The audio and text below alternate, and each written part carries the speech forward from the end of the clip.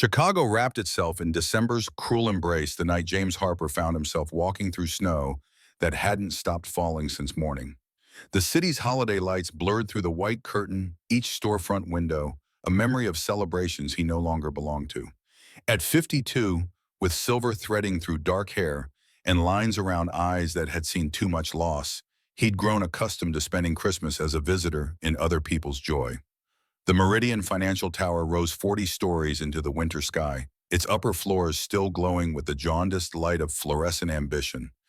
James had left his sister Lauren's house 3 hours ago, escaped the cheerful chaos of his nephews tearing through wrapping paper while their parents pretended not to notice Uncle Jim checking his phone every 10 minutes. The call came at 9:30. His junior analyst panicked about quarterly reconciliation files sitting on James's desk instead of uploaded to the secure server where Monday's emergency audit would demand them. So here he stood at 11:15 on Christmas night, laptop bag, heavy on his shoulder, watching his breath fog in the air outside the building's glass doors. The security guard waved him through without comment. James Harper, working late, surprised no one. 20 years at Meridian had built his reputation one midnight spreadsheet at a time. The elevator carried him to 14 in silence. His floor stretched empty cubicles, dark except for the glow of his computer monitor left running. He grabbed the files, uploaded them with practiced efficiency, and sat for a moment in his chair, staring at the framed photo beside his keyboard. Linda smiled back at him from 8 years ago, her face still young, still alive, still the woman who'd promised to grow old with him before cancer decided otherwise. The walk back felt longer. Cold had teeth tonight, wind off Lake Michigan, cutting through his wool coat like it remembered every winter he'd survived without her. The next train wouldn't come for 20 minutes. James turned up Michigan Avenue, hoping movement would keep the cold from settling into his bones. Murphy's Tavern materialized from the snow like an invitation he hadn't asked for. The kind of place that existed in the shadow of gleaming towers without ever quite belonging to that world. Scarred wooden booths dim lighting a jukebox that probably still played actual CDs. James had been inside twice in 5 years, both times for retirement parties of colleagues whose names he barely remembered. But the warm glow spilling from its windows looked like mercy. The door swung inward on a wall of beer-scented heat, nearly empty. A bartender wiping glasses, an old man nursing something amber at the far end of the bar, and a woman in a black coat hunched over a tumbler of whiskey in the corner booth. James ordered coffee, black, already counting bills, when the woman laughed. Not a happy sound, sharp and bitter, the kind of laugh that came when tears ran out, but the hurt kept coming anyway. He knew that laugh. He'd heard it in conference rooms and shareholder meetings, though never quite so raw, never quite so stripped of armor. James turned slowly, hoping he was wrong. He wasn't. Victoria Sinclair sat in Murphy's corner booth with her $1,500 coat draped carelessly beside her dark hair, falling loose around shoulders that usually carried the weight of a billion-dollar company without flinching. Those cold gray eyes that had stared down hostile takeovers and budget negotiations without blinking now showed red-rimmed and glassy with drink and something that looked dangerously close to despair. The CEO of Meridian Financial, his boss's boss's boss, the woman whose quarterly addresses were legendary for their precision and ruthlessness. Forbes had called her the Ice Queen of Michigan Avenue in a profile last year. Now she sat drunk and alone on Christmas night, and James's first instinct screamed at him to leave immediately. Whatever breakdown was happening in that booth existed so far above his pay grade that witnessing it felt like trespassing. He could walk out, catch his train, pretend he'd never seen the most powerful woman in Chicago crying into cheap whiskey. But something in the set of her shoulders kept him frozen. The way she curved in on herself, like she was trying to take up less space in the world, trying to disappear into the worn leather of a booth that had absorbed decades of other people's quiet desperation. The bartender's voice cut through his paralysis. "You gonna drink that coffee, or just hold it?" James blinked. Right. He moved toward an empty booth on the opposite side, deliberately choosing a seat that kept his back to Victoria Sinclair. Not his business, not his problem. She was a grown woman who could handle her own disasters without input from a mid-level analyst she'd probably never noticed. He made it 3 sips into his coffee before her voice cut through the quiet bar like a blade. James Harper. The words carried that unmistakable authority, slightly slurred, but still commanding. Senior Analyst Audit Division. You won the Lawson Efficiency Award 2 years ago. Your quarterly reports are the only ones I don't have to correct. James closed his eyes briefly, then turned. Ms. Sinclair. Victoria. She lifted her glass in a mocking toast. Titles don't mean much at 11:30 on Christmas night in a dive bar, do they? He should agree, make small talk, finish his coffee, and leave. Instead, he found himself standing, walking over to her booth, asking the question he already knew he'd regret. Are you all right? Victoria laughed again, that same bitter sound. Do I look all right, James Harper? No, ma'am. Good. At least one person in this city is still honest. She gestured to the bench across from her. Sit, unless you're afraid being seen with a drunk CEO will damage your sterling reputation. No one's here to see anything. But he sat anyway, setting his coffee on the table between them like a neutral barrier. Victoria studied him with eyes that were unfocused but still sharp enough to be unnerving. You're wondering what I'm doing here. It's not my business. That's the correct corporate answer, but you're curious. Everyone's always curious about me. She drained the rest of her whiskey and signaled the bartender for another. Do you know what I did today, James? I assume you had Christmas plans. I worked. The word came out flat. I worked until 6 o'clock. Then I went back to my apartment. Do you know where I live? No, ma'am. Penthouse, Lakeshore Drive, 3,000 square feet, floor-to-ceiling windows, $12 million. She accepted the fresh whiskey from the bartender with a nod. I walked into that $12 million apartment, and do you know what I heard? James shook his head. Nothing. Victoria's voice dropped to something quieter, more dangerous. Absolutely nothing. No music, no voices, no life, just my footsteps echoing off imported marble. She took a long drink. So I left, got in a cab, told him to drive until I said stop. Ended up here. She gestured around the shabby bar. And it's the first place I've felt human in months. Why are you telling me this? Because you're here. Because you haven't run away yet. Because I'm drunk enough to be honest and sober enough to know I'll regret it tomorrow. She leaned forward, elbows on the table. Do you have family, James? A sister. 2 nephews. Did you see them today? Dinner at her place in Naperville. Was it loud? The question caught him off guard. Yeah, the boys are 7 and 9. Everything's loud. Were there arguments, chaos, burnt cookies? Uncle James watched this. Uncle James helped me with this. All of the above. Victoria smiled, but it was the saddest smile James had ever seen. I would pay everything I have for one loud, chaotic, burnt cookie Christmas. Instead, I have $12 million of silence. She raised her glass. Merry Christmas to me. James didn't know what to say. This wasn't the Victoria Sinclair he knew from quarterly meetings. The woman who could dismantle a failing department with 3 sentences, who negotiated billion-dollar mergers without breaking a sweat, who wore power like other people wore jewelry. This was someone else entirely. Someone lost. I should go, he said quietly. And I think you should too. Let me call you a car. I don't want a car. I want... Victoria trailed off, staring into her whiskey like it might hold answers. I don't know what I want. That's the problem. She looked up suddenly, eyes focusing on him with unexpected intensity. Walk me home. What?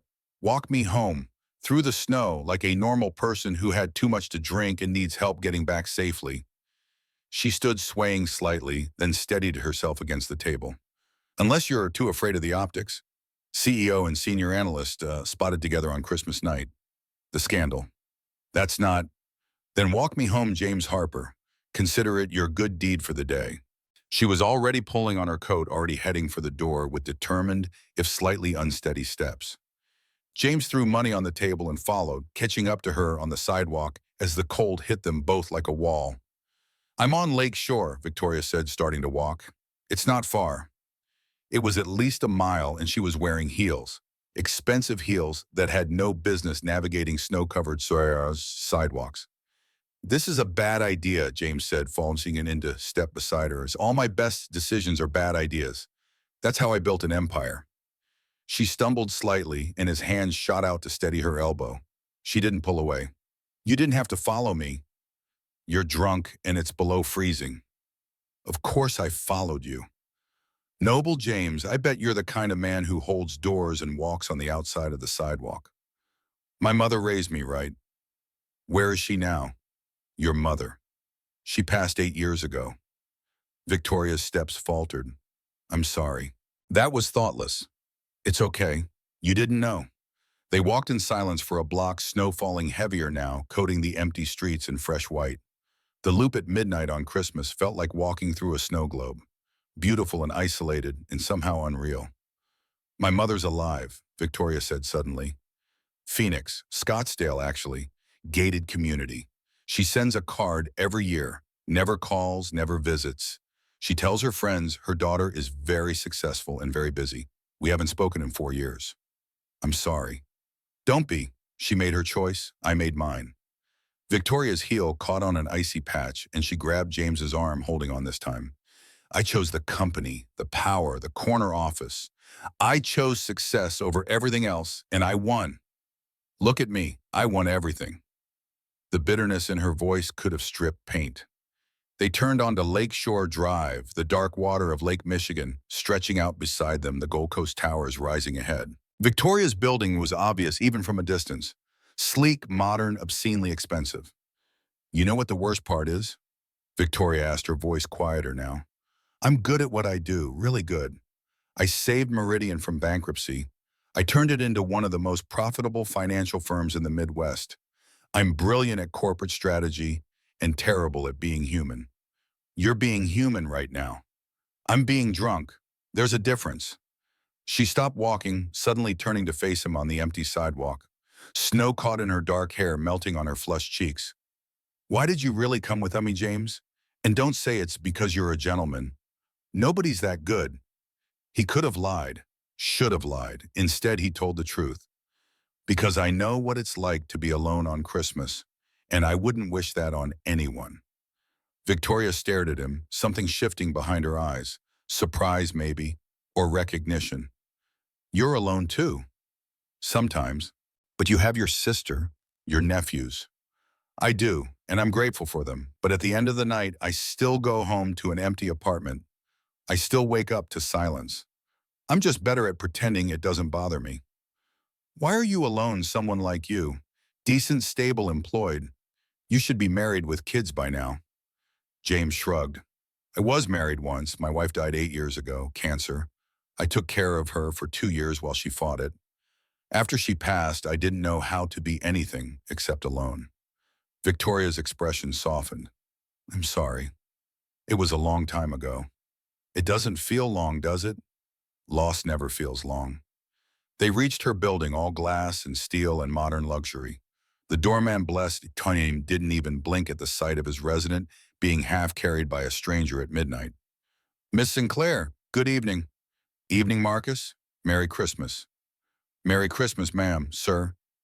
The elevator ride to the penthouse was silent.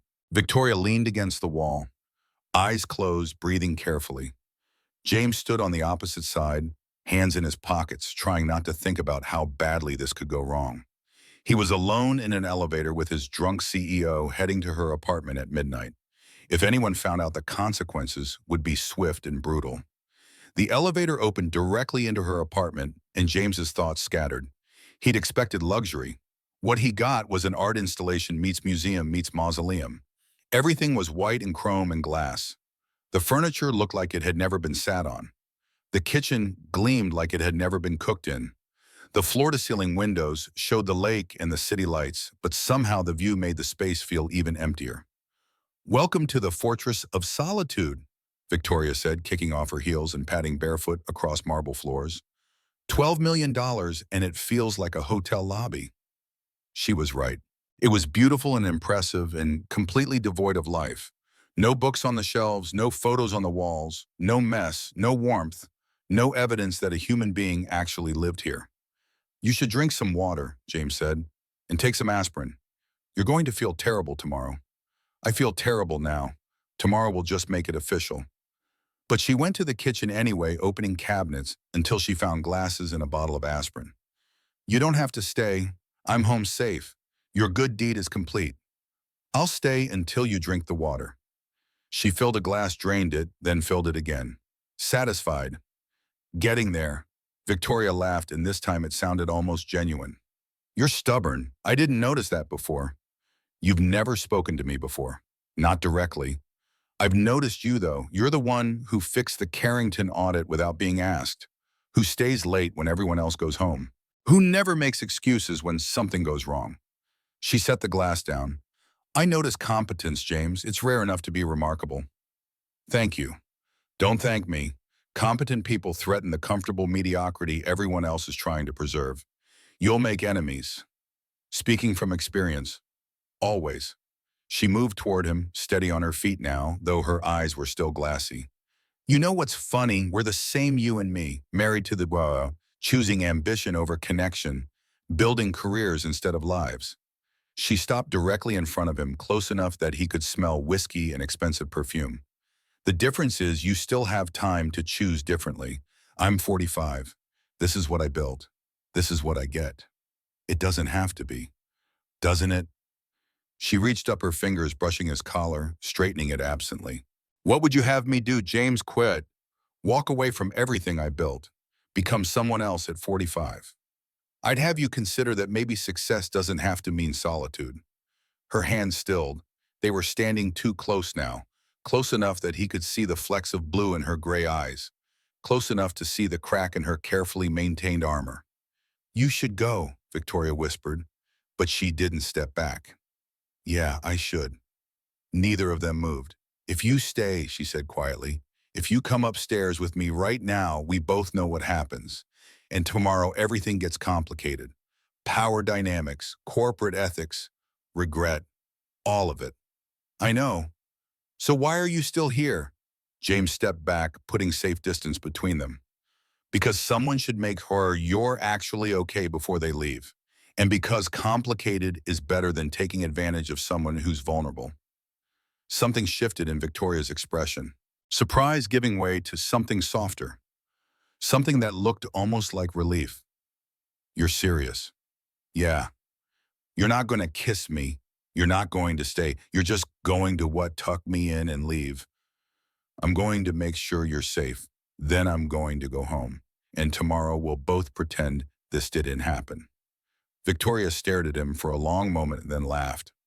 A real laugh this time, startled and genuine. You're either the most noble man in Chicago or the most oblivious. Probably both. She walked past him to the couch, the pristine white couch that looked like it had never been used, and collapsed onto it with theatrical exhaustion. Fine, be noble, but I'm not going upstairs. The bed's too big and too cold and I hate it. I'll sleep here. James grabbed a throw blanket from a nearby chair and draped it over her. Do you have coffee for tomorrow? Kitchen, top cabinet, probably expired. I'll make fresh. You'll thank me when you wake up. Doubtful. He found the coffee, found the machine all chrome and buttons that probably cost more than his car, and figured out how to brew a pot. While it dripped, he explored the kitchen until he found bread and butter and made toast because drunk people needed food even when they didn't want it. When he returned to the living room with coffee and toast on a tray, Victoria was still awake, staring at the ceiling. You're still here. I made you breakfast for 3 a.m. She sat up, accepted the coffee, and took a careful sip. This is ridiculous. You're ridiculous. Why are you being kind to me? Why is that ridiculous? Because I'm your CEO, because I hold your career in my hands, because kindness toward me should be strategic, not genuine. James sat in the chair across from her. What if I told you I'm not being strategic? What if I'm just being human? Then I'd say you're wasting it on someone who forgot how to return the favor. I don't think you forgot. I think you buried it under ambition and survival and whatever it took to get where you are. But it's still there. He gestured to the coffee cup. You said Merry Christmas to your doorman. You remember my name and my award from 2 years ago. You notice when people are competent. That's not someone who's forgotten how to be human. That's someone who's lonely. Victoria's hands tightened on the coffee cup. You don't know me. You're right, I don't. But I know that look. I've seen it in the mirror. She was quiet for a long time, just drinking coffee and eating toast like it was the first meal she'd had in days. Maybe it was. What would you do, she asked finally, if you were me? If you'd built this life and realized too late that it wasn't enough, I'd stop pretending it was. Just like that. Just admit defeat. It's not defeat, it's honesty. Success doesn't mean anything if you're miserable. And you're miserable, Victoria. So are you. Yeah, but at least I'm honest about it. She laughed softly. Fair enough. She set down the coffee cup and looked at him. Really looked without the alcohol haze or the corporate mask. Thank you for tonight, for not leaving, for not taking advantage. You don't have to thank me for basic decency. In my world, basic decency is rare enough to deserve thanks. James stood checking his watch, nearly 2 a.m. I should go. You need sleep and I have a train to catch before they stop running entirely. James, she stood too, the blanket falling away. Tomorrow at the office, we really are going to pretend this didn't happen, right? If that's what you want. It's not about what I want. It's about what's smart, what's safe. Then that's what we'll do. He was halfway to the elevator when she spoke again.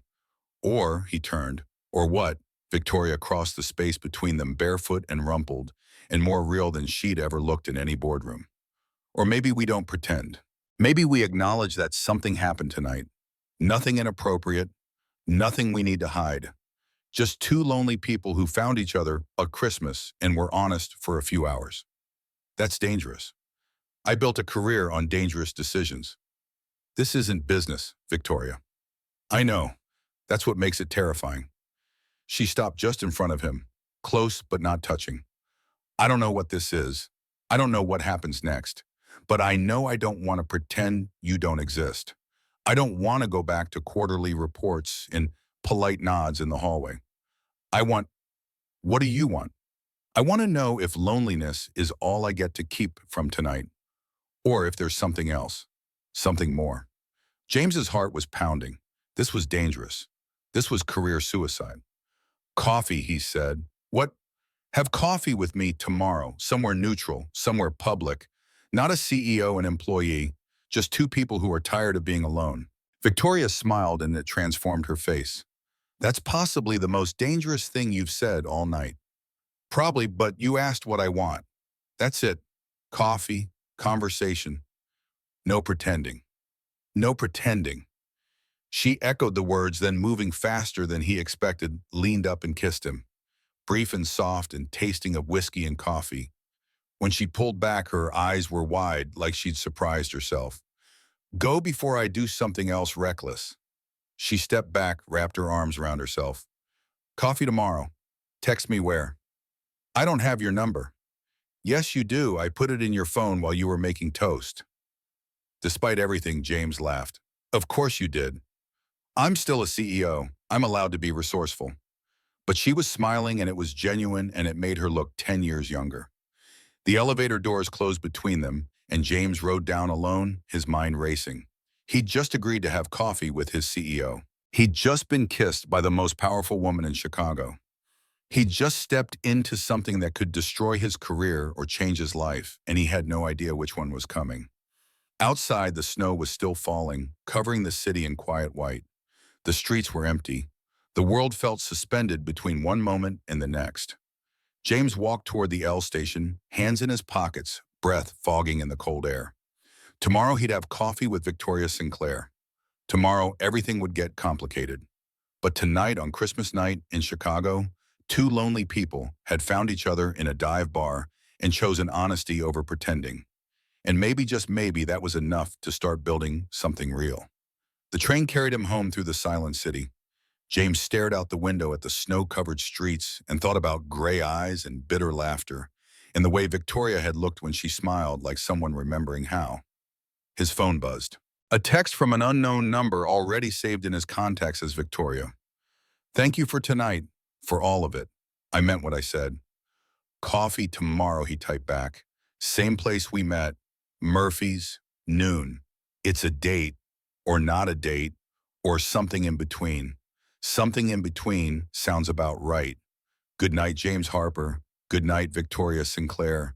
He pocketed his phone and leaned back against the seat, a smile tugging at his lips, despite the danger, despite the risk, despite every logical reason to walk away. Maybe success didn't have to mean solitude. Maybe loneliness didn't have to be permanent. Maybe two people who chose an ambition over everything else could learn to choose differently.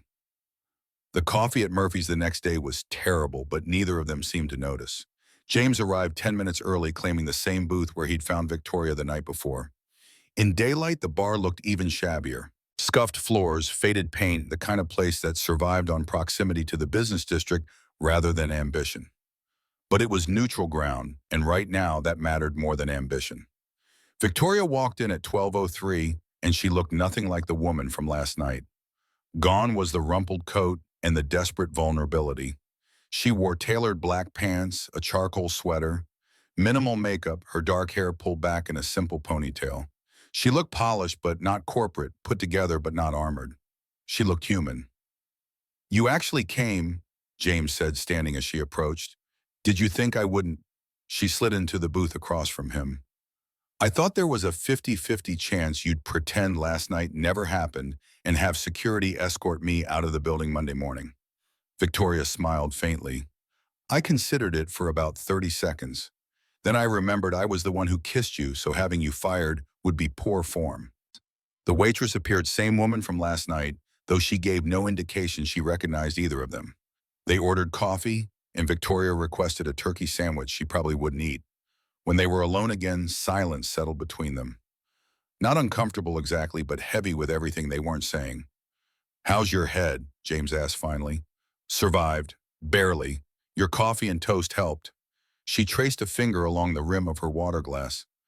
"I don't usually drink like that. In case you were wondering if this is a pattern." "I wasn't wondering." "Liar. Everyone wonders. The Ice Queen falls apart on Christmas. There must be a reason. Substance abuse, mental breakdown, secret scandal." She met his eyes. "It wasn't any of those. It was just loneliness. Pure, simple loneliness that finally got too heavy to carry." "I know the feeling." "Do you really? Because from where I sit, you have family, community, people who want you around for holidays." "That's not the same as what I have." "You're right, it's not the same. But loneliness isn't a competition, Victoria. You can be surrounded by people and still feel completely alone. I go to my sister's house and play with my nephews and eat burnt cookies, and then I go home to silence. Different circumstances, same result." The coffee arrived, and Victoria wrapped both hands around the mug like she was trying to absorb its warmth. "Why did your marriage end, really? Not the corporate safe answer you might give someone else." James considered deflecting, then remembered they'd agreed on honesty. "Because I was building a life with Linda that was real. We were partners. She was an oncology nurse, I was an analyst. We weren't flashy or ambitious in the way careers measure those things. We just loved each other, and that was enough." He paused, the memory still sharp after 8 years. "When she got sick, I took a leave of absence. My boss told me I was throwing away my career. I told him I didn't care. Linda mattered more than any promotion." Victoria's eyes were bright. "She was lucky to have you. I was lucky to have her, even the hard parts, even watching her fade." James took a drink of coffee. "After she died, I threw myself back into work because it was easier than feeling. And now here I am, 52 years old, competent at my job and incompetent at life." "You're not incompetent. You're cautious. There's a difference, Vaishon. What about you? What happened to your marriage?" Victoria's jaw tightened. "I married a corporate attorney when I was 32. Brilliant man, ambitious. We were supposed to be a power couple, except he couldn't handle being married to someone more successful than him. When I made partner, before he did, he started picking fights. When I became CEO at 42, he filed for divorce. I'm sorry. I'm not. He would have held me back." She started on her sandwich, picking at it absently. "He married his paralegal 6 months later. They have 3 kids now. I saw the Christmas card on his Facebook page last year. They look happy. And you wondered if you made the wrong choice." "Every day." Victoria set down the sandwich. "I chose the corner office, the power, the money. I chose to be someone who mattered in boardrooms instead of someone who mattered to another person. And I thought that was enough. But it isn't. No, it's not." She looked at him directly, "Which is why I'm here. Because last night, for the first time in years, someone saw me as a person instead of a position. And I want to know if that feeling was real or just whiskey and Christmas desperation. James leaned forward. It was real. I saw you, Victoria. Not the CEO, not the ice queen, just a woman who's brilliant and lonely and brave enough to admit she wants more than what she has. She was quiet for a long moment. Then, what are we doing, James? You are 52, I'm 45. We work together. I'm your boss's boss. This is complicated in ways that could destroy both our careers. I know. And you're still here. I'm still here. Why? He thought about his answer carefully. Because I spent 20 years building a career I thought mattered. And then Linda died, and I realized all those promotions and raises meant nothing because I had no one to share them with. I don't want to make that mistake again. James met her eyes. Success doesn't mean anything if at the end of the day you have no one to share the victory with. Victoria's breath caught. She reached across the table and took his hand, her fingers cold despite the coffee. I spent 20 years building an empire. But empires don't hold you at night. Empires don't care if you're lonely or scared or wondering if this is all there is. They sat like that for a moment, hands linked across cheap formica. Two people who'd climbed different mountains only to find the same emptiness at the top. So what do we do? Victoria asked softly. We keep having coffee. We get to know each other as people, not positions. We take it slow and careful and honest. And when we go back to work, we're professional, appropriate, no different than before. Except everything's different now. Yeah, everything's different now. They stayed for 2 hours. The coffee got cold and was refilled. Victoria's sandwich disappeared in small bites between conversations about books and running routes and the absurdity of corporate culture. James learned that she spoke French fluently, that she'd lived in Paris for a year after business school, that she'd once walked across Spain on a solo pilgrimage, and it remained the best month of her life. She learned that he'd grown up in Ann Arbor, that his father had been a union electrician who died young from a heart attack, that James had put himself through college, working 3 jobs because debt felt like failure. They discovered they both hated mushrooms and loved Thai food and had complicated relationships with success that looked simple from the outside. By the time they left Murphy's, the afternoon had turned to early evening. The holiday lights were coming on along Michigan Avenue, and the city looked magical in that brief window between day and night. They walked without destination, just moving through the cold air and the thinning crowds of post-Christmas shoppers. This is dangerous, Victoria said as they passed the Art Institute. Spending time together, getting to know each other. I know, if anyone from Meridian sees us, we're 2 colleagues who ran into each other during the holidays. Nothing scandalous about coffee. It feels scandalous. James stopped walking, turned to face her. Does it feel wrong? Victoria met his eyes and he saw conflict there. Fear and hope warring for dominance. No, that's the problem. It feels right, and things that feel right for me usually end badly. What if they don't this time? Then I'll have no idea what to do with that. They started walking again, and somehow Victoria's hand found his. Not romantically exactly, more like an anchor. A lifeline between 2 people who'd spent too long drifting alone. The next days unfolded with a rhythm that felt both natural and impossible. December 27th found Victoria at James's apartment in Logan Square, a 2-bedroom that couldn't fit in her penthouse's living room but somehow felt more like a home than anywhere she'd lived in years. She stood in his small kitchen while he made pot roast, the kind of comfort food his mother used to make when winter pressed too close. Victoria tried to help chopping vegetables with unpracticed hands. I'm 45 years old and I don't know how to make mashed potatoes, she said, staring at the potato masher like it was alien technology. That's pathetic. It's never too late to learn. James guided her hands, showing her the rhythm. Besides, you know how to run a billion-dollar company. I think you get a pass on potatoes. Those are different skill sets. Both matter, just in different contexts. After dinner, James picked up the guitar that had been gathering dust in the corner for 8 years. Victoria asked him to play something, and he chose an old jazz standard, his fingers remembering the patterns, even if his heart had forgotten why they mattered. You're really good, Victoria said when the last note faded. Why did you stop? Because after Linda died, everything that brought me joy felt like betrayal. How could I play music when she was gone? How could I enjoy anything? James set the guitar down carefully. So I stopped, boxed it all up, threw myself into work. And now I'm starting to remember that maybe joy isn't betrayal. Maybe Linda would want me to keep living, not just surviving. Victoria moved closer, sat beside him on the couch. I think she would, and I think she'd be glad you're trying. On the 28th, they went to the Art Institute, carefully avoiding times when Meridian employees might visit. They stood before Edward Hopper's Nighthawks, two people alone together, studying a painting of other people alone together. That was my life, Victoria said, gesturing to the isolated figures in the diner. Surrounded by the city, but completely separate from it. Was, I'm hoping for was, present tense is still being decided. That evening, back at Victoria's penthouse, she showed James something she'd never shown anyone. A bedroom closet full of books she'd been hiding for years. Romance novels and mysteries and literary fiction that had nothing to do with business or success or the image she maintained. I read these at night, she admitted, pulling out a worn paperback. After working 12-hour days, I'd come home and read about people who had messy, complicated real lives, and I'd pretend I was one of them. James took the book from her hands. Read the back cover. You don't have to pretend anymore. Don't I? I'm still the CEO who lives in a $12 million penthouse and eats takeout alone most nights. Then let's change that. James pulled out his phone. What's your schedule like this week?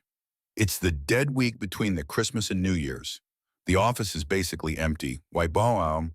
Because I want to see you again, and I want to do it properly, not sneaking around like we're doing something wrong. Victoria's eyes widened. James, we work together. If anyone finds out, then we'll handle it together.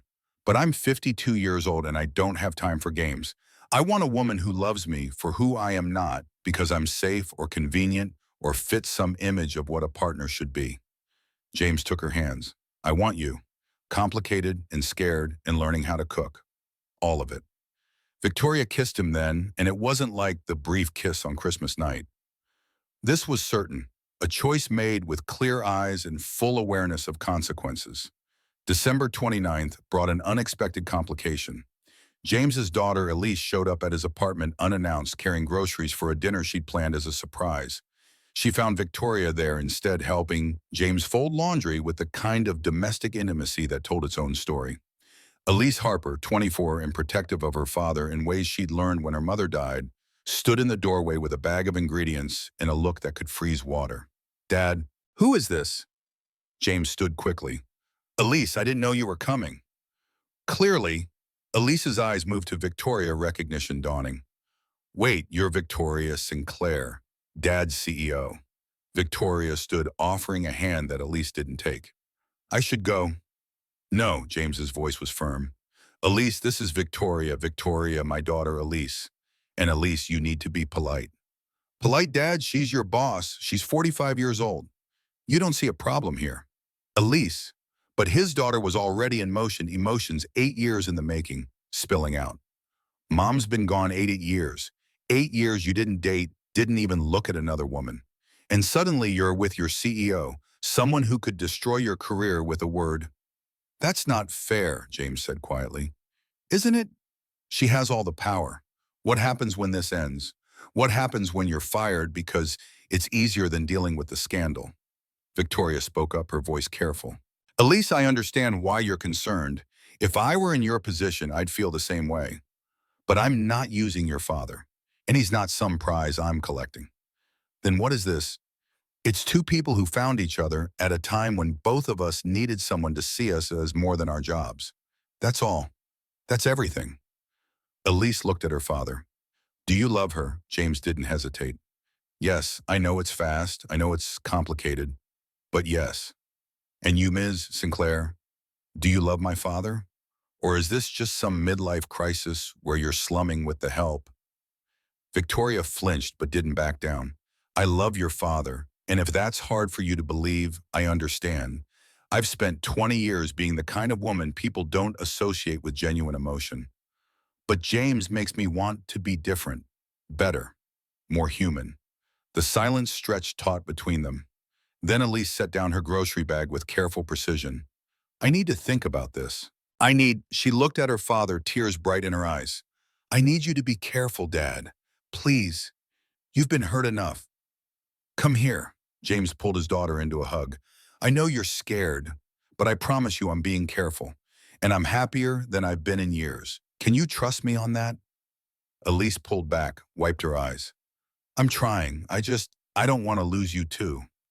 You're not losing me. You're just making room for someone else in my life. There's a difference. His daughter nodded slowly, then looked at Victoria. I'm sorry for what I said about slumming. That was cruel.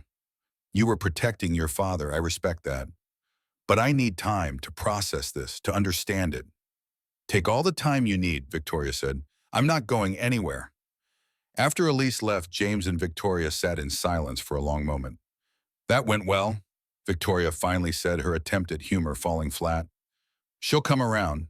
Elise is protective, but she's fair. Once she sees this is real, she'll understand. And if she doesn't, James took Victoria's hand, then we'll figure it out. But I meant what I said to her. I'm not giving this up because it's hard. New Year's Eve found them back at James's apartment, watching the countdown on television, while eating takeout Thai food that had arrived cold because they'd forgotten to answer the door. The office opens again in 2 days, Victoria said during a commercial break. We need to make a decision. What kind of decision? Whether we keep hiding this or whether we go public. James set down his container of pad thai. What do you want? I want to be honest. I want to walk into that building and not have to pretend you don't exist. Victoria turned to face him fully. But I'm also terrified. The board will have opinions. HR will have concerns. And there's a very real chance this ends with one or both of us losing our jobs. Then we do it right. We disclose to HR first thing. I request a transfer to a different department. We eliminate the direct reporting relationship and follow every rule they have. And if they say no, if they tell me I have to choose between my job and you, James was quiet for a moment, thinking carefully about his answer. Then you have to decide what kind of life you want. The one you've been living, successful, powerful, and alone, or the possibility of something different, even if it cost you the corner office. That's not a fair choice. No, but it's the choice in front of us. Victoria leaned back against the couch, staring at the television without seeing it. My whole life I've chosen the career, the achievement, the success. I've never chosen a person over professional advancement. Not once. I know. And you're asking me to possibly throw away 20 years of building my career for a relationship that's barely a week old. I'm not asking you to do anything. I'm saying that if you want this, if you want us, then we have to be willing to fight for it. And that fight might cost something. The countdown began on screen. 10 seconds to midnight.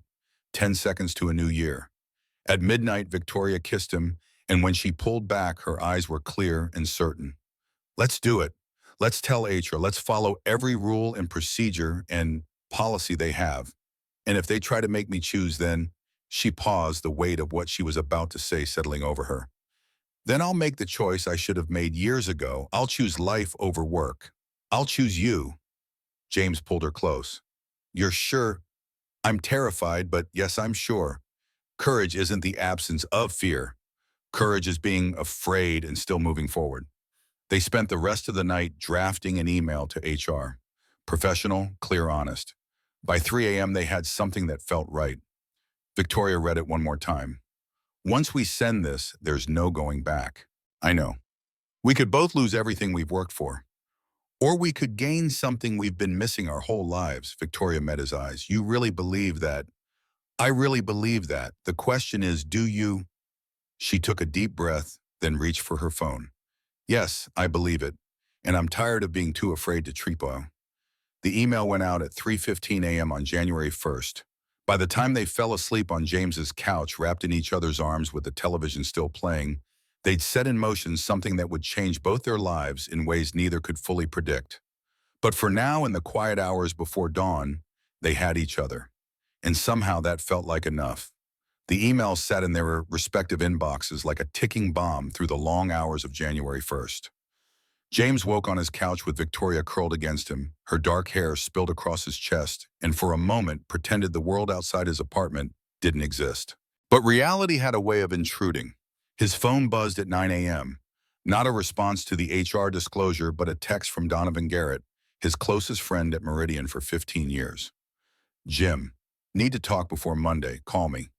Victoria stirred her eyes, opening slowly. What time is it? 9. We should probably face the consequences of our midnight email. She sat up, rubbing her face. I've been a CEO for 7 years. I've faced hostile boards and angry shareholders. Why does this feel scarier? Because those were just business. This is personal. They spent the rest of New Year's Day preparing. Victoria drafted a formal transfer request for James, moving him from audit to corporate strategy, eliminating any direct reporting relationship. James pulled his performance reviews from the last 5 years, documenting his competence, independent of Victoria's tenure. They built a case the way lawyers prepared for trial, anticipating every question, every attack. By Sunday evening, they'd run through a dozen scenarios. None of them ended well. They're going to make an example of us, Victoria finally admitted, closing her laptop with more force than necessary. Thomas Brennan has been trying to push me out for 2 years. He'll use this as ammunition. Then we fight back. With what? We broke policy, James. Not technically, since there's no rule against CEOs dating employees, but the optics are terrible. The optics are only terrible because people are more comfortable judging than understanding. James moved to sit beside her. We did nothing wrong. We fell in love. That's not a corporate crime. In my world, it might as well be. Monday morning arrived with the weight of an execution. James dressed in his best suit, the charcoal one he saved for major presentations. Victoria put on her armor, a midnight blue dress with a structured blazer that made her look untouchable. They took separate cars to Meridian, arrived at different times, maintained the pretense of professional distance. The pretense shattered the moment James stepped off the elevator. His cubicle farm, normally alive with the ambient noise of analysts working, had gone quiet. 20 pairs of eyes tracked his movement from the elevator to his desk, the kind of silence that spoke volumes. Donovan materialized beside him before James could even set down his bag. My office, now. Donovan Garrett's corner office was small but private, earned through 18 years of loyalty to Meridian. He closed the door behind them with deliberate care, then turned to face James with an expression somewhere between concern and anger. Tell me it's not true. Tell you what's not true. Don't play games with me, Jim. The entire 14th floor is talking about you and Victoria Sinclair. Someone saw you two at the Art Institute last week, walking around like a couple, holding hands. James felt his stomach drop. Who saw us? Does it matter? The rumor's out there. And if it's true, Donovan stopped, running a hand through his graying hair. Jim, what were you thinking? I was thinking I found someone who makes me feel alive for the first time in 8 years. She's the CEO. I'm aware of her job title, Donovan. Are you? Because from where I'm standing, it looks like you just threw a 20-year career into a wood chipper for a woman who has the power to destroy you with a phone call. The words stung more than they should have. It's not like that. Then what is it like? Because I'm trying to understand how my best friend, the most cautious man I know, suddenly decided to date his boss's boss's boss. James sat heavily in one of Donovan's chairs. We submitted a disclosure to HR. First thing New Year's Day. We're following every protocol, every rule. I'm requesting a transfer to eliminate any conflict of interest. And you think that's going to be enough? Donovan's laugh was bitter. Jim, there are people in this company who've been waiting years for Victoria to make a mistake big enough to take her down. Thomas Brennan has been plotting against her since she got promoted over him. You just handed him the ammunition he needs. To take her down, or me. Both. You think they're going to let this slide? Oh, how nice the CEO found love with the middle-aged analyst. Let's throw them a party.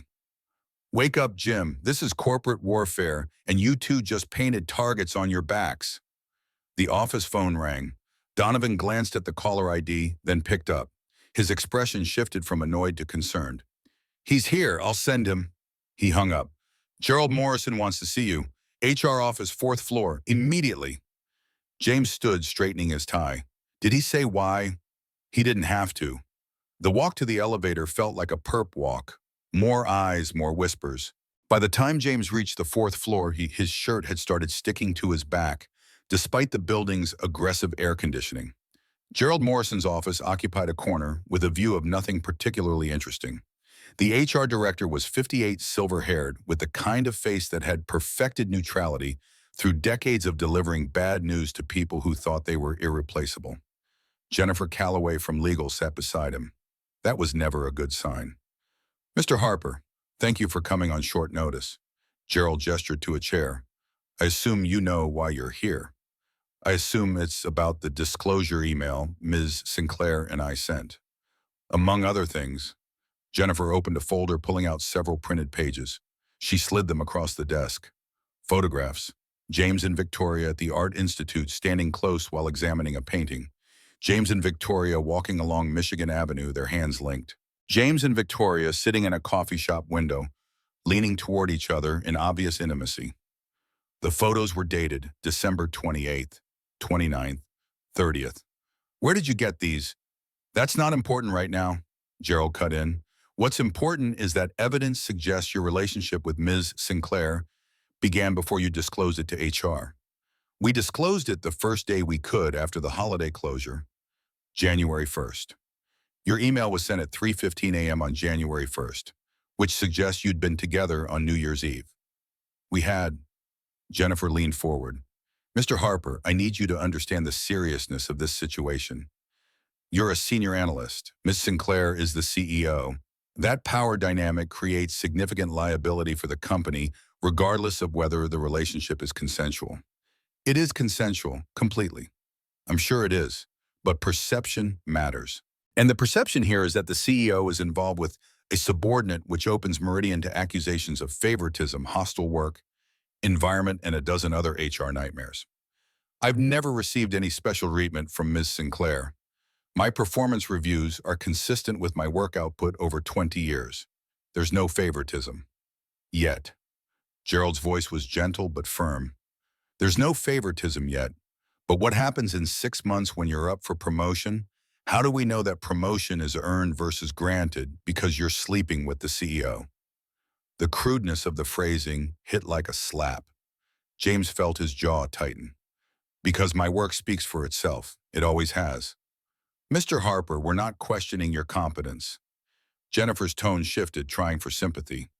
But we have to consider how this looks to other employees, how it affects morale and trust in leadership. Then I'll resign. Today, I'll remove myself from the equation entirely. Both Gerald and Jennifer exchanged glances. Whatever response they'd been expecting, that wasn't it. You'd resign, Gerald asked carefully. Yes, if my relationship with Victoria is the problem, then eliminate me from the professional equation. She keeps her position, I find work elsewhere. Clean solution.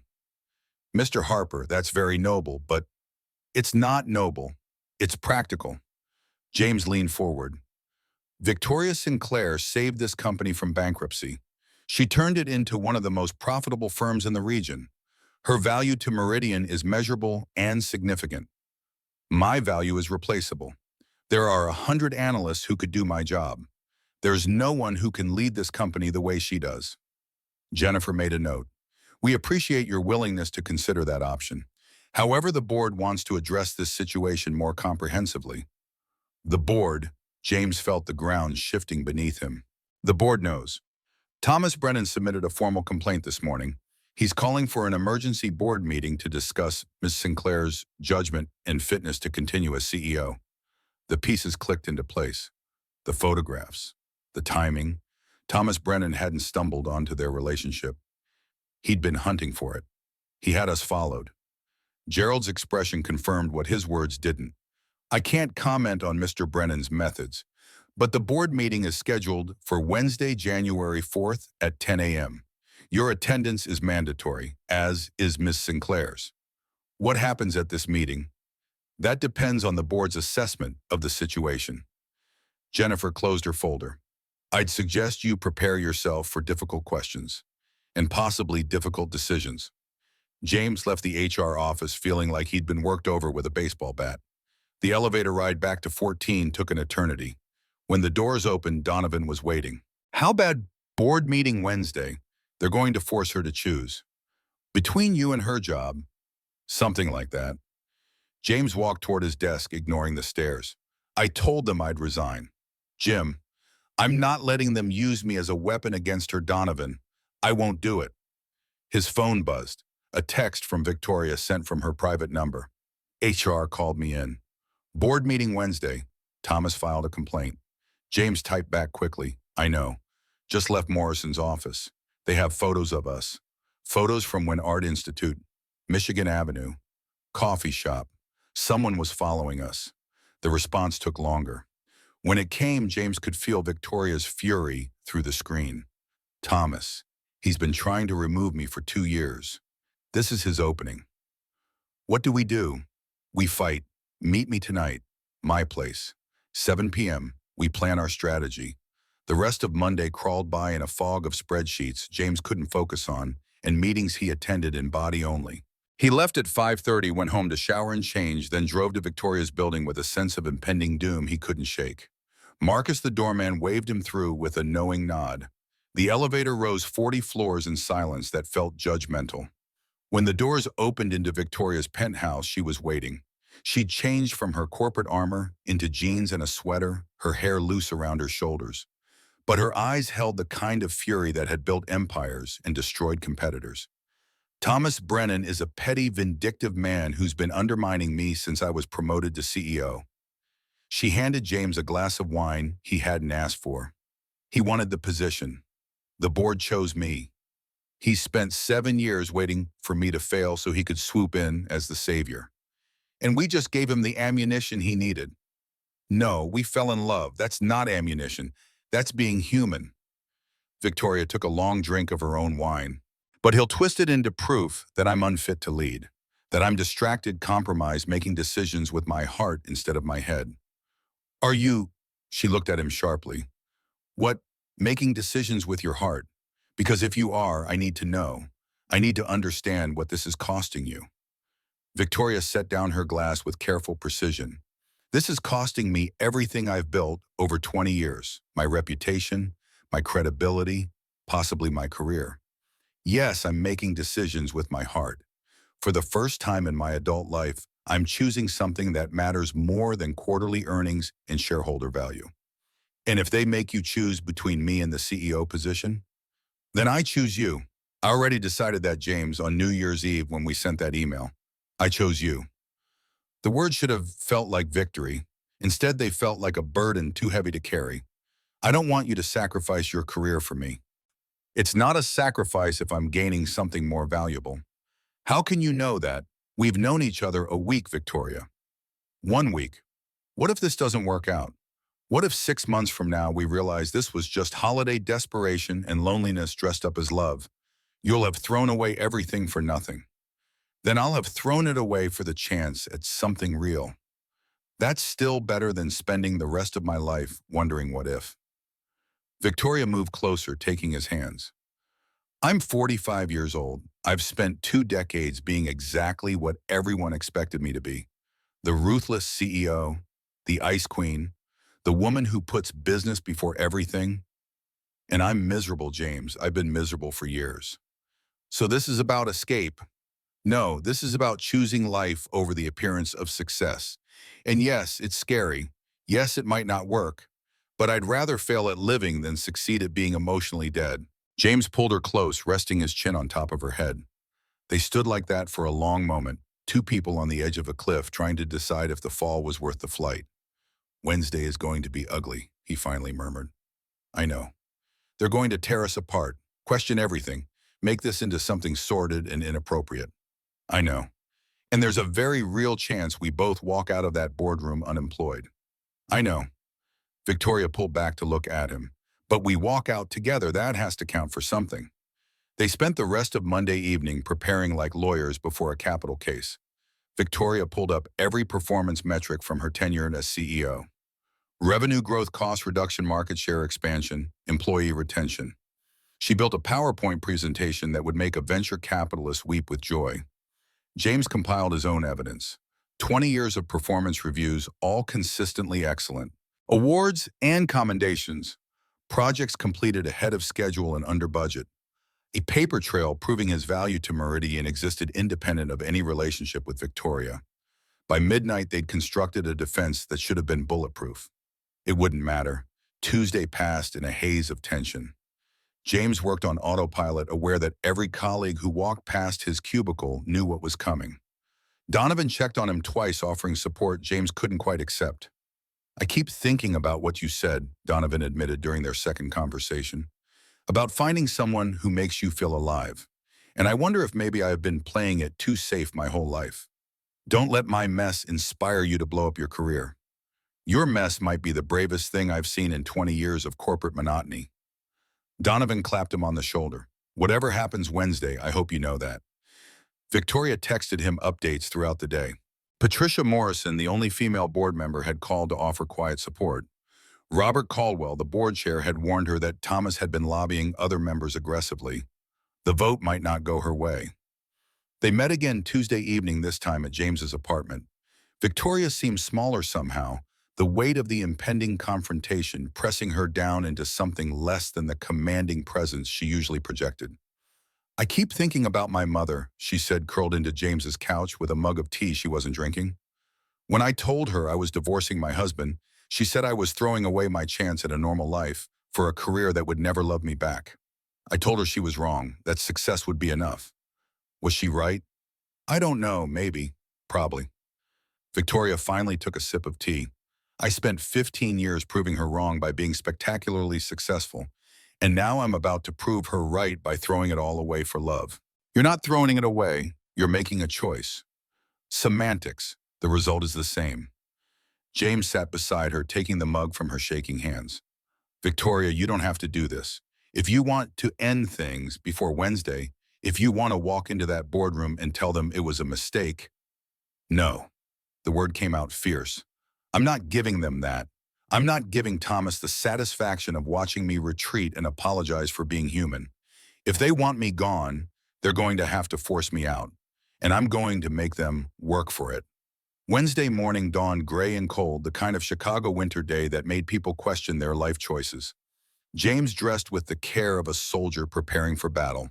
Tie knotted perfectly. Shoes shined. Resume printed and ready. Victoria texted at 8 a.m. See you at 10. Whatever happens, no regrets. James typed back, no regrets. The Meridian Financial Boardroom occupied the entire north side of the 32nd floor. Glass walls, mahogany table leather chairs designed to make people feel simultaneously important and small. James had never been inside. Senior analyst Daw didn't get invited to the altar where corporate gods made decisions. He arrived at 9:50.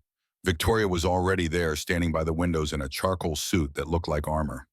She didn't acknowledge him when he entered, maintaining the professional distance that no longer fooled anyone. The board members filed in over the next 5 minutes, 9 people who held Victoria's professional life in their hands. Robert Caldwell, 72, and pragmatic, took the head chair. Thomas Brennan, 58, and vindictive, sat directly across from Victoria with a smile that promised blood.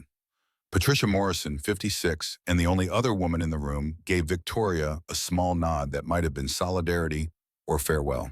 At exactly 10 a.m., Robert called the meeting to order. Thank you all for convening on short notice. We're here to discuss concerns raised by Thomas Brennan regarding CEO Victoria Sinclair's professional judgment and potential conflicts of interest. Robert's voice carried the weight of exhaustion. Victoria, James, thank you for joining us. We appreciate your cooperation. Thomas didn't wait for Robert to continue. Let's not pretend this is anything other than what it is. Victoria Sinclair, our CEO, is engaged in a romantic relationship with a subordinate employee. That's not a minor HR issue. That's a fundamental failure of leadership and judgment. Victoria's voice remained steady. Mr. Brennan, James and I disclosed our relationship to HR the first day possible after the holiday closure. We've submitted a transfer request to eliminate any reporting structure conflict. We're following every applicable policy. Following policy doesn't change the optics. Thomas pulled out the same photographs James had seen in HR. These images show you and Mr. Harper conducting your relationship in public where anyone could see, where clients, competitors, and employees could witness the CEO of Meridian Financial in a compromising position. Compromising, Victoria's control started to crack. We were walking in public, visiting a museum, having coffee, perfectly normal activities for 2 people getting to know each other. Normal for 2 equals, not normal for a CEO and her subordinate. Patricia Morrison interjected, her voice sharp. Thomas, let's be honest about what this is really about. If Victoria were a man and James were a woman, we wouldn't be having this conversation. Male CEOs date and marry employees all the time without facing this kind of scrutiny. That's different. Different how? Because Victoria is a woman, because she's successful, because she dared to have a personal life, because she's supposed to be setting an example. Thomas's composure slipped. She's the face of this company. Her behavior reflects on all of us. Robert raised a hand, stopping the argument before it escalated further. Let's keep this professional. Victoria, the board has concerns about the power dynamic inherent in your relationship with Mr. Harper. Can you address those concerns? Victoria stood, smoothing her jacket. She'd prepared for this. James could see it in the way she squared her shoulders, the way her voice found its CEO register. I've been CEO of Meridian for 7 years.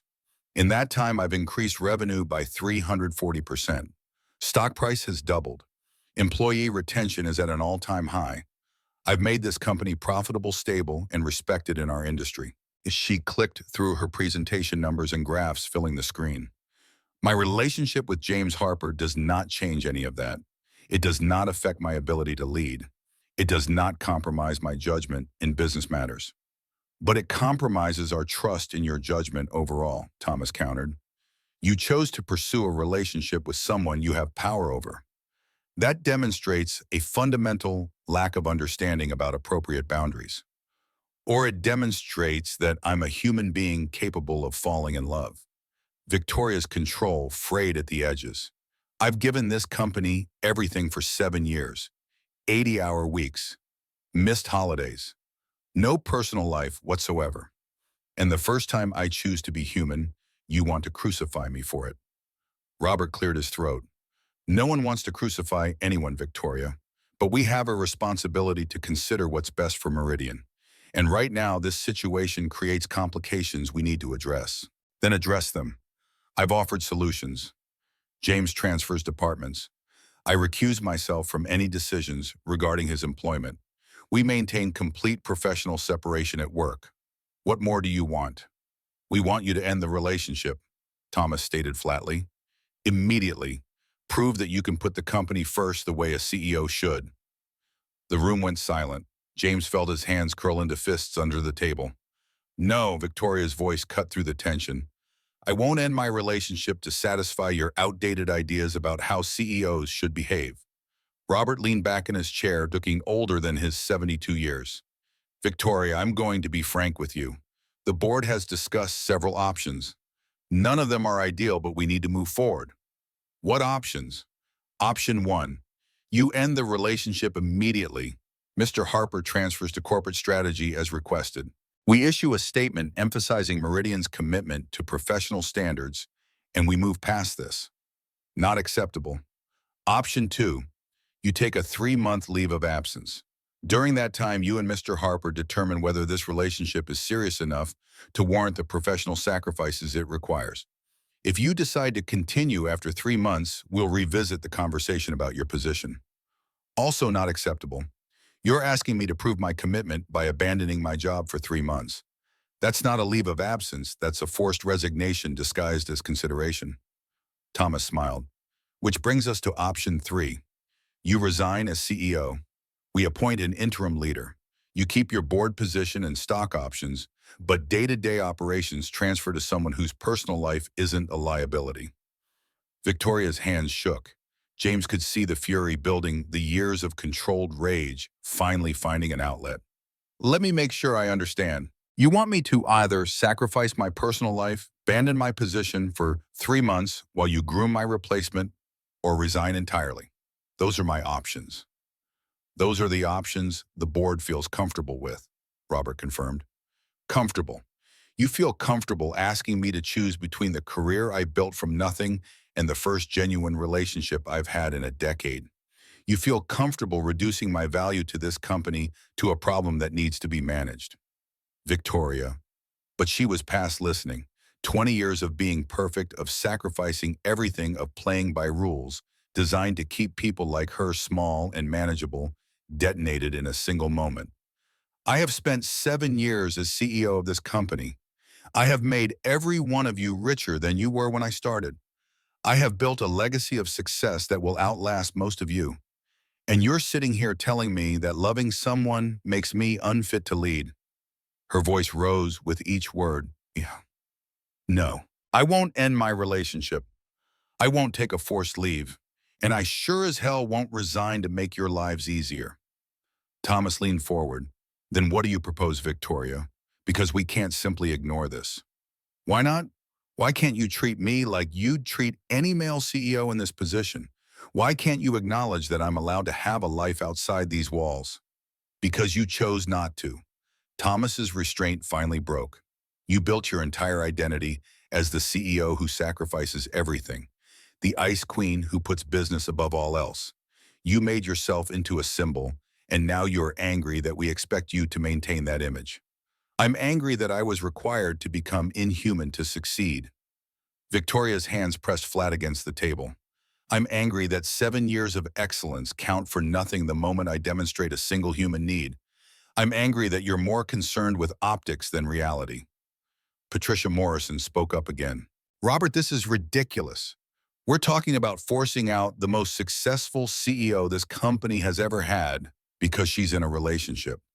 Do you realize how that's going to look when it inevitably becomes public? It looks better than the alternative, Thomas shot back. It looks like we have standards. It looks like we punish women for having personal lives while giving men a pass. Patricia turned to Victoria. I support you. Whatever decision you make, you have my vote. One vote isn't enough, Robert interjected gently. And Patricia, I understand your position, but we need to consider the broader implications. Victoria, I'm not trying to force you out. I supported your promotion 7 years ago because you were the best candidate. You've exceeded every expectation. But this situation creates real problems for the company.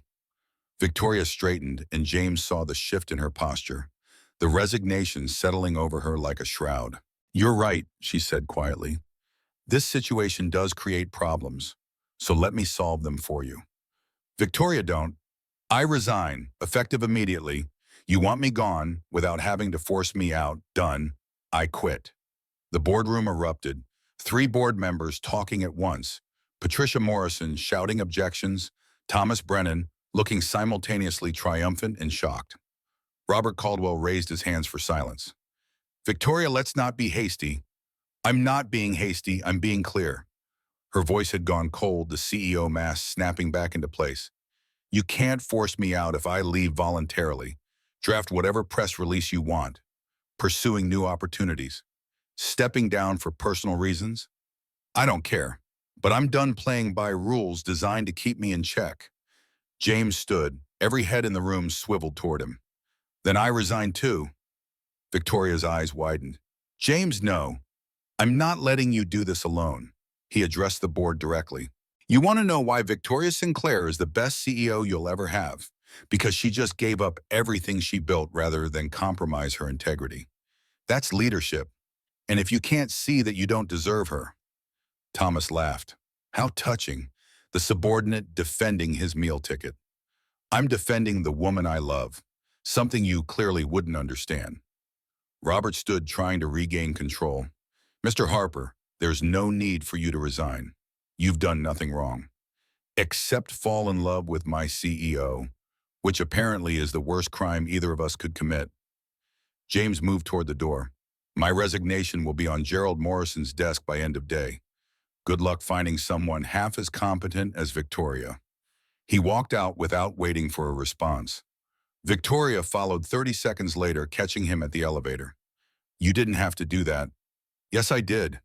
The elevator doors closed on the chaos they'd left behind. 42 floors down in silence that felt both liberating and terrifying. When they reached the lobby, Victoria stopped him with a hand on his arm. We just destroyed our careers. Yeah. For a relationship that's barely 2 weeks old. Yeah. Are you regretting it? James looked at her, really looked at her, and saw someone exhausted and relieved and scared and free all at once. Not even a little bit. Victoria laughed, the sound verging on hysteria. We're insane. Probably, but we're insane together. They walked out of Meridian Financial Tower at 11:15 on Wednesday morning, January 4th. Two professionals who'd just thrown away decades of work for something neither of them could quite define but both recognized as worth the cost. The severance package arrived via email 3 hours after they left the building. Victoria's was generous 3 years salary vested stock options, worth another $2 million, continued health insurance for 6 months. The corporate way of saying goodbye without admitting fault. James received 2 weeks' pay and a polite suggestion to clean out his desk within 48 hours. They sat in Victoria's penthouse that afternoon, laptops open, staring at numbers that should have felt comforting, but instead highlighted the vast gulf between their professional worth in Meridian's eyes. "I have enough to live on for 5 years without working," Victoria observed, her voice flat. "You have enough for maybe 2 months. I have savings. It'll stretch further than 2 months." "How much further?" James closed his laptop rather than answer. They both knew his savings wouldn't last past summer if he didn't find work quickly. And finding work as the analyst who'd gotten himself fired for sleeping with his CEO wouldn't be easy. His phone rang. "Donovan." "I heard. The whole building heard. Thomas Brennan is practically throwing a party." "I'm sure he is." "Jim, I need you to listen carefully. I have a friend at Community Finance Alliance. They're a nonprofit that helps small businesses with financial planning and literacy. They need a CFO. "Donovan, I appreciate it, but the pay is $90,000 a year. I know that's a third of what you were making at Meridian, but it's honest work, meaningful work, and they don't care about corporate drama." James glanced at Victoria, who was pretending not to listen while clearly hanging on every word. "Can you send me the contact information?" "Already did. Her name is Margaret Sullivan. She's expecting your call." The interview happened 2 days later in a converted warehouse on the south side that smelled like coffee and optimism. Margaret Sullivan was 55 with gray hair pulled into a practical bun and eyes that suggested she'd seen every kind of human struggle and refused to be impressed by corporate credentials. "So you're the analyst who quit Meridian for love."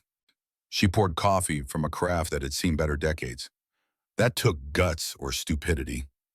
"I haven't decided which. Probably both." "Why do you want to work for a nonprofit that pays a third of your previous salary?" James accepted the coffee, bitter and strong. "Because I spent 20 years helping rich people get richer. I'd like to spend the next 20 helping people who actually need it." "That's a nice speech, but you're 53 years old with a resume that screams corporate. Why should I believe you want to trade corner offices for this?" She gestured around the cramped office with its mismatched furniture and water-stained ceiling tiles. "Because my wife died 8 years ago. She was a nurse who spent her life helping people, and in her last months she told me she was proud of me, but wished I'd done something that mattered. I thought climbing the corporate ladder mattered. I was wrong." Margaret studied him over the rim of her mug. "And Victoria Sinclair, the CEO, where does she fit into this redemption narrative?" "She showed me that it's never too late to choose differently, to build a life instead of just a resume." "That's beautiful. Also convenient given that you're both unemployed now." Margaret set down her coffee. "I'm going to be brutally honest with you, James. I need a CFO who can stretch dollars until they scream. Someone who can look at a budget held together with prayer and find a way to make it work. Can you do that?" "Yes." "I need someone who won't get bored when the most exciting part of their day is teaching a bodega owner how to read a cash flow statement. Can you do that?" "Yes." "And I need someone who's here because they want to be, not because they're running away from something." "Are you running away?" James thought about the question carefully. "I'm running towards something. There's a difference." Margaret smiled for the first time. "When can you start?" Victoria's path back to employment proved equally unexpected. Brighton Advisory, a boutique consulting firm specializing in mid-market companies, reached out 3 weeks after her resignation. The managing partner had read the business press coverage, carefully neutral pieces about Victoria's departure to pursue other opportunities, and saw an opportunity. "We don't want you to run our firm," Eleanor Brighton explained over lunch at a restaurant far from the financial district. "We want you to be you. Take on projects that interest you. Work with clients who need your expertise. Build your own book of business on your own terms." "What's the catch?" "The catch is you make 40% of what you did as CEO. The upside is you work 3 days a week, and you get to choose which 3 days." Eleanor, 62 and sharp as a scalpel, leaned back. "I spent 30 years in corporate consulting. made partner at 40, burned out at 50. Spent the next 5 years trying to remember why I'd wanted the partnership in the first place. Then I started this firm with the radical idea that work should enhance life, not replace it. That sounds idealistic. It's pragmatic. My consultants are happy, so they do good work. Clients are happy because they get excellent advice without the corporate overhead. Everyone wins. Eleanor signaled for the check. You've spent 7 years proving you can run a billion-dollar company. Now prove you can build something that feeds your soul instead of just your bank account. Victoria accepted the offer that afternoon. By March, they'd settled into a rhythm that felt both strange and sustainable. James left for CFA at 7:30 each morning, spent his days teaching immigrant entrepreneurs about balance sheets and profit margins, and came home at 6 with stories about people building dreams on borrowed capital and stubborn hope. Victoria worked 3 days a week from home, flying occasionally to meet clients who needed her particular brand of strategic insight. They bought a 2-bedroom condo in Lincoln Park for $450,000, splitting the down payment in a way that made James uncomfortable. But Victoria insisted was fair. The place had hardwood floors and radiators that clanked on cold mornings and windows that overlooked a street where actual neighbors said hello.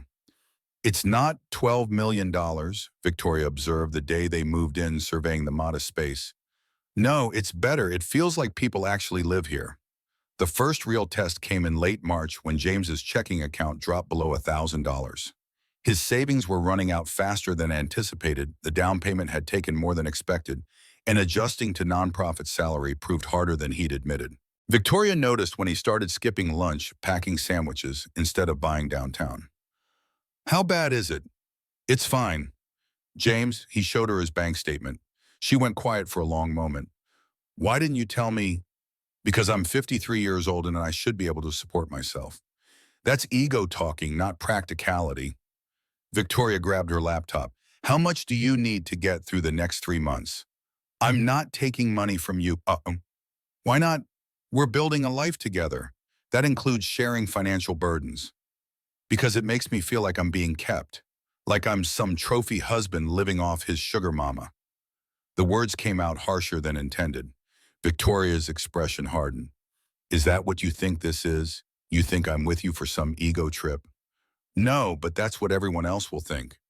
I don't care what everyone else thinks. I care that the man I love is struggling and won't let me help because of some outdated idea about masculinity and self-sufficiency. It's not outdated, it's called having pride.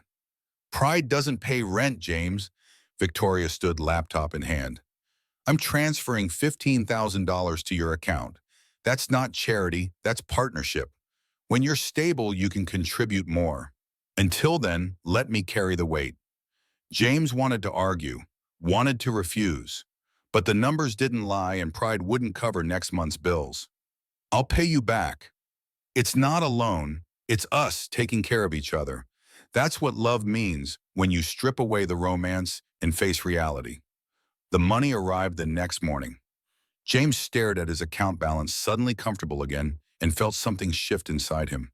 Not gratitude exactly, something more complex. The recognition that traditional roles and expectations didn't map cleanly onto modern relationships, and maybe that was okay.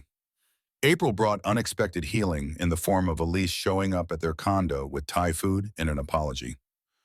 I was wrong.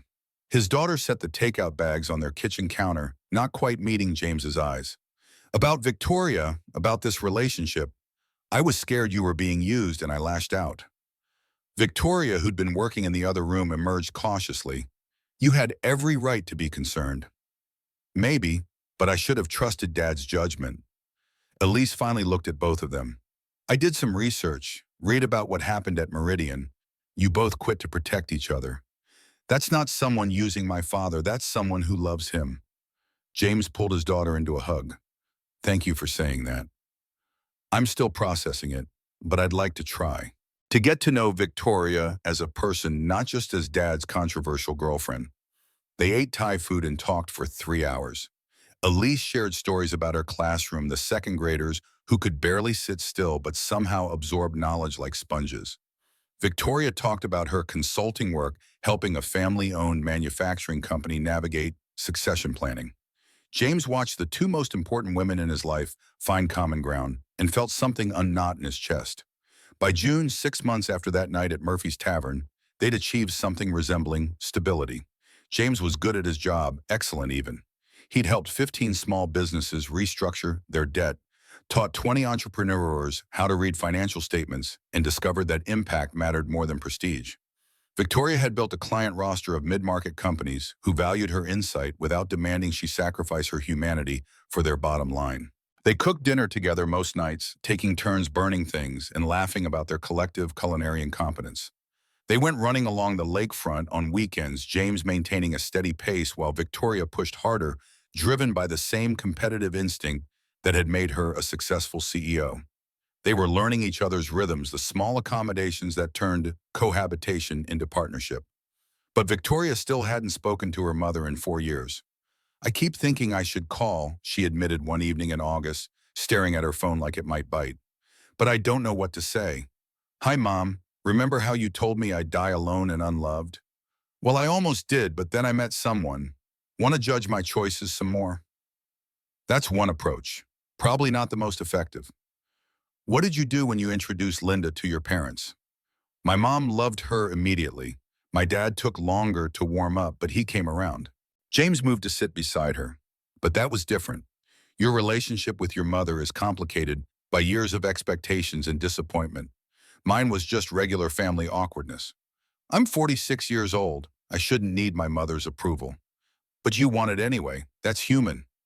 Victoria's finger hovered over her mother's contact.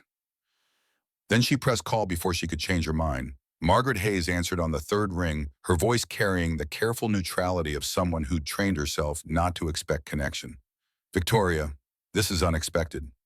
"Hi, Mom. I know we haven't talked in a while." 4 years, but who's counting?" The bitterness was familiar, comfortable in its predictability. Victoria almost hung up, but James's hand on her shoulder steadied her. "I called to tell you I'm getting married." Silence stretched across the line. Then carefully, "To whom?" "His name is James Harper. He's 53. He works for a nonprofit helping small businesses. He's kind and decent, and he makes me want to be a better person." "Not a CEO then? Not another corporate climber?" "No, he's the opposite of what you thought I needed. And that's why he's perfect." Margaret's voice softened almost imperceptibly. "Are you happy?" The question surprised Victoria enough that she answered honestly. "Yes, for the first time in 20 years, I'm actually happy." "Then I'd like to meet him, if that's something you want." Victoria looked at James, who nodded. "We could come to Scottsdale, maybe for a long weekend." "I'd like that. Victoria, I'm sorry for pushing you so hard towards success that you forgot how to live. I was wrong." The apology, unexpected and raw, caught in Victoria's throat. "I made my own choices, Mom, but thank you for saying that." They planned the trip for September, flying into Phoenix on a Friday afternoon with enough anxiety between them to fuel a small aircraft. Margaret Hayes lived in a gated community that screamed comfortable retirement. Her house smaller than Victoria expected, but tastefully decorated in the style of someone who'd given up trying to impress. She answered the door in linen pants and a simple blouse, her silver hair styled, but not sprayed, her face lined with years of decisions she couldn't undo. She looked at James, first evaluating him with the kind of thoroughness that came from decades of trusting no one's judgment but her own. "So you're the man who made my daughter quit being CEO." "I'm the man who loved your daughter enough that she felt safe choosing herself over her job." James extended a hand. "It's a pleasure to meet you, Mrs. Hayes." Margaret shook his hand, then pulled Victoria into an awkward hug that lasted 3 seconds longer than comfortable. "Come in. I made lunch. Nothing fancy, just sandwiches." "I assume you still eat sandwiches, Victoria, or have you transcended normal food?" The tension broke with laughter, and they spent the weekend, again, learning how to be a family again. Margaret told stories about Victoria's childhood, the driven little girl who organized her toys by color and size, who cried when she got second place in the school spelling bee because second wasn't good enough. Victoria shared stories about her years climbing the corporate ladder, the sacrifices that had seemed necessary at the time, but now felt like self-imposed exile.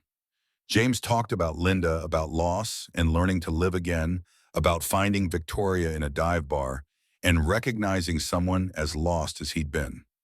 On their last evening sitting on Margaret's patio watching the desert sunset paint the sky in impossible colors, Victoria's mother spoke the words that had been building for 4 years. I pushed you to achieve because I was afraid. Your father left when you were 12 and I panicked. I thought if I made you strong enough, successful enough, you'd never need anyone and therefore never be hurt. She took a sip of wine, her hands unsteady. But I made you so strong you couldn't let anyone in. And that's a different kind of hurt. I'm sorry. Victoria reached across and took her mother's hand. I forgive you. And I'm sorry too, for staying away so long. You had reasons. Not good enough reasons. Not anymore. The proposal happened 3 weeks later in their Lincoln Park kitchen on a Wednesday evening when neither of them was particularly prepared for life to shift. They were cooking dinner, attempting chicken piccata from a recipe Victoria had found online, and arguing about whether capers were a necessary ingredient or a food crime. James was at the stove. Victoria was mincing garlic with the concentration she usually reserved for contract negotiations, and something about the ordinariness of the moment crystallized everything he'd been feeling into sudden clarity. He turned off the burner and got down on one knee right there on the kitchen floor. Victoria looked up from her cutting board knife still in hand. What are you doing? Marry me.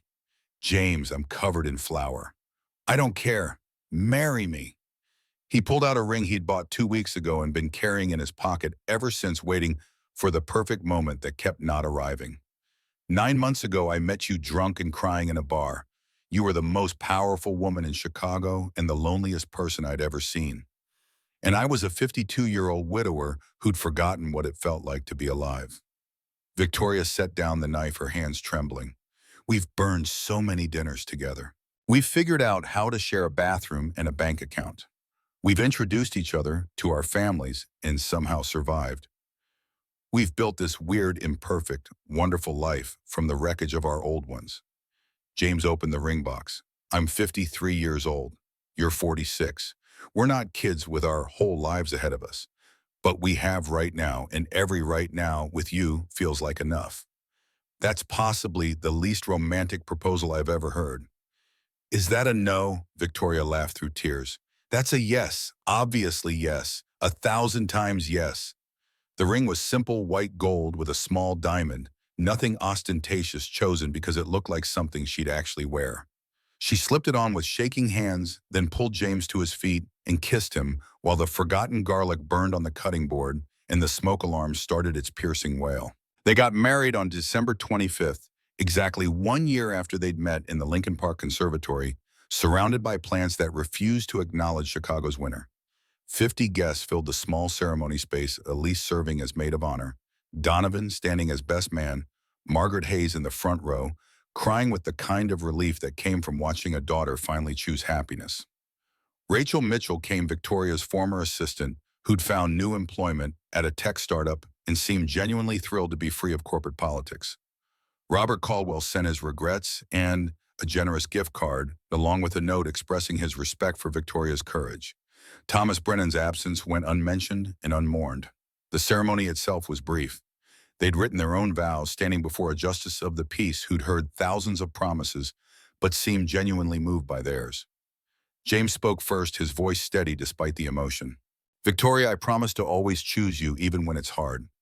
I promise to love you not in spite of your intensity, but because of it. I promise to play guitar badly, burn dinner occasionally, and remind you every day that your value isn't measured by your job title. And I promise to keep showing up through boring Wednesday nights and exciting adventures and everything in between. Because love isn't about the big moments. It's about choosing each other in all the small ones. Victoria's turn came, her CEO voice cracking around the edges. James, I promise to choose courage over fear. I promise to build a life, not just a career. I promise to be present instead of perfect. I promise to let you see me at my worst and trust you'll stay anyway. And I promise to love you fiercely, not because you saved me, but because you showed me how to save myself. You taught me that it's never too late to become who you were meant to be, and I was meant to be yours. They kissed to applause, and somewhere in the conservatory's humid warmth, two people who'd spent decades climbing the wrong mountains finally reached the summit that mattered. The reception was held at a restaurant in Wicker Park, nothing fancy, just good food and better company. Elise gave a toast that made James cry, talking about watching her father come back to life over the past year. Donovan spoke about friendship and courage, about how James had taught him that playing it safe was just another way of giving up. Margaret Hayes raised her glass last, her voice thick with years of regret transformed into grace. To my daughter who had to lose everything to find what mattered, and to James who was brave enough to see past the armor to the woman underneath. May you both continue choosing love over fear, joy over achievement, and life over the hollow promises of success. They danced until midnight, James discovering that Victoria was surprisingly good at dancing when she let herself be bad at it first. They cut a cake decorated with simple flowers, fed each other pieces, while their guests cheered, and James thought about how a year ago he'd been alone in his apartment, wondering if this was all life had left to offer. At the end of the night, as guests filtered out into the cold December evening, Victoria pulled James aside. "Thank you." "For what?" "For walking me home that first night. For seeing me when I was invisible to myself. For staying when I gave you every reason to run. You don't have to thank me for loving you. That's the easy part, though." She smiled. "You say that now. Wait until I burn dinner again tomorrow. I'll love you even when the smoke alarm goes off." And they drove home through Chicago's streets, strung with the same holiday lights that had guided them together a year ago. Two people who'd bet everything on each other and somehow won. 3 years after that December night in Murphy's Tavern, James Harper and Victoria Sinclair walked the same route they'd walked when everything changed. The snow fell with the same relentless determination coating Michigan Avenue in white that turned gray under streetlights. Victoria was 48 now, her hair showing streaks of silver she no longer bothered to hide.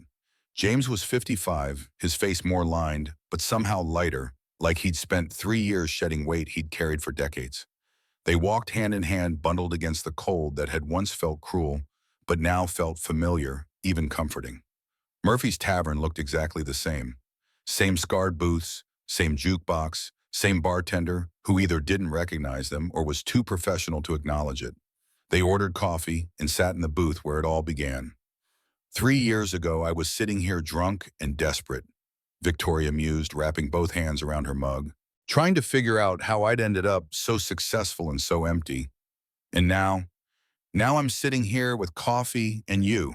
Much better outcome. The years between then and now had been messier than either anticipated. Victoria's consulting business had grown steadily, bringing in Margaret Sullivan as a junior partner, creating a firm that specialized in helping mid-market companies navigate growth without losing their humanity. James had been promoted to executive director at CFA, overseeing 5 regional offices and a budget that required constant creativity to stretch. They made good money together.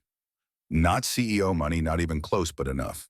Enough to live comfortably, to travel occasionally, to donate to causes that mattered, to help Elise with her classroom supplies when public school budgets fell short. Their condo in Lincoln Park had become a home filled with evidence of actual living books piled on every surface. Victoria's guitar lessons happening twice a week despite her continued lack of natural talent. James's running shoes by the door perpetually muddy from lakefront trails. "Do you miss it?" James asked. "The power, the prestige." Victoria considered the question seriously. "Sometimes, the challenge of running something that big, making decisions that mattered. But I don't miss who I had to be to keep that life. And I love who I get to be now." "Who's that?" "Someone imperfect, someone learning, someone who burns dinner and takes guitar lessons and has loud family dinners. Someone human." They finished their coffee and walked toward Victoria's old building, the one with the $12 million penthouse she'd hated. A different name occupied the resident list now. Someone else's expensive emptiness. They continued walking until they reached their building, the one that cost a fraction of her old place, but felt like an actual home. In the lobby, James checked their mailbox out of habit. One envelope stood out. Expensive paper embossed, return address, Meridian Financial. Victoria took it with careful fingers, opened it in the elevator, while James watched her face cycle through surprise and something like vindication. The letter was from Robert Caldwell. Thomas Brennan had resigned 3 months ago after a financial scandal using company resources for personal investments, manipulating quarterly reports to hide losses. The board wanted Victoria to consider returning as strategic advisor part-time with complete autonomy and a generous consulting fee. They want you back. They want to cover themselves now that Thomas exposed himself as exactly what I always said he was. Victoria handed James the letter. What do you think? I think it's your decision. But what do you think? James read the letter carefully. I think they're offering you vindication, and I think you should decide whether you need that from them or if you've already moved past it. Victoria took back the letter, read it once more, then pulled out her phone. She typed a response, showed it to James before sending. Mr. Caldwell, thank you for the offer. I'm honored that the board would consider my return. However, I'm building something more valuable than career redemption. I'm building a life worth living. My work with Brighton Advisory fulfills me. My partnership with my husband sustains me. My current balance brings me joy. Meridian was an important chapter in my story, but that chapter is closed. Best regards, Victoria Sinclair Harper. She hit send without hesitation. No regrets? James asked. None. 3 years ago, I would have jumped at that offer, the chance to prove them wrong to reclaim my throne. Victoria pocketed her phone. But I don't need to prove anything to them anymore. Success isn't about corner offices or board seats. It's about waking up next to the person you love and not dreading the day ahead. They rode the elevator to their floor in comfortable silence. Inside their condo, evidence of their life together sprawled everywhere.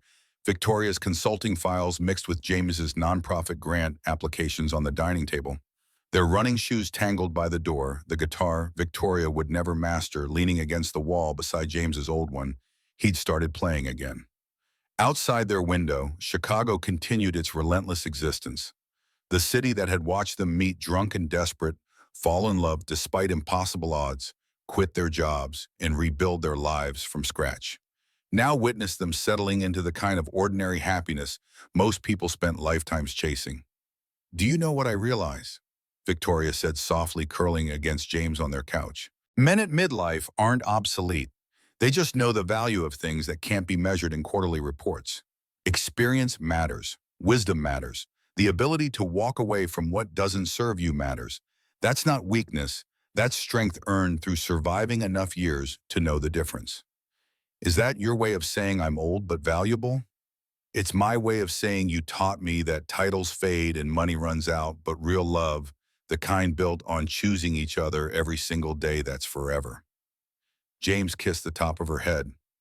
Outside Chicago, snow continued falling, covering the city in white erasing footprints and making everything temporarily clean. 3 years ago, Victoria Sinclair had been the most powerful woman in Chicago and the loneliest person James Harper had ever met.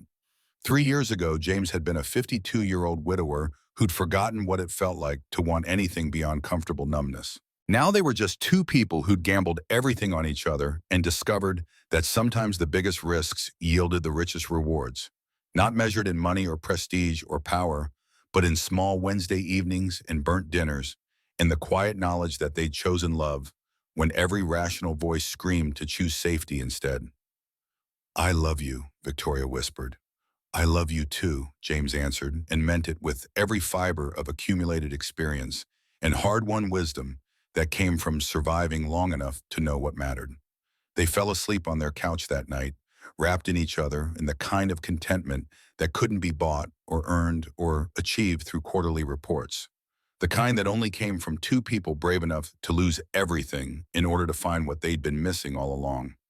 Chicago's snow continued falling outside their window. In the morning, new tracks would be laid down, new paths forged, new choices made. But tonight, James Harper and Victoria Sinclair simply held each other and breathed and existed in the space between past regrets and future uncertainties, exactly where they needed to be, together.